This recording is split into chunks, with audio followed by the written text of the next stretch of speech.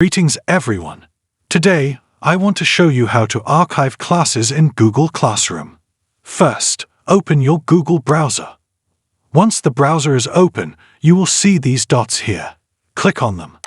After clicking, you will see many Google apps for different purposes. You need to find Google Classroom from these. To do this, you will need to scroll down. Scroll down until you find it. This is Google Classroom. Click on it. After clicking, it will start opening in front of you. Look, this is our classroom.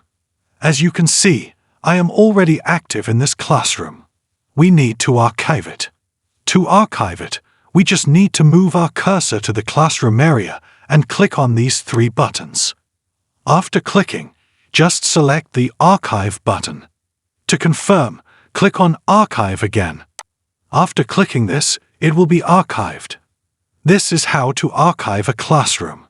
If you want to bring it back, you will see an option here on the bottom right side. Click on it. After clicking, a new page will open in front of you. Here, you will see the same classroom that you just archived. Just go to the three dots and select Restore from the options.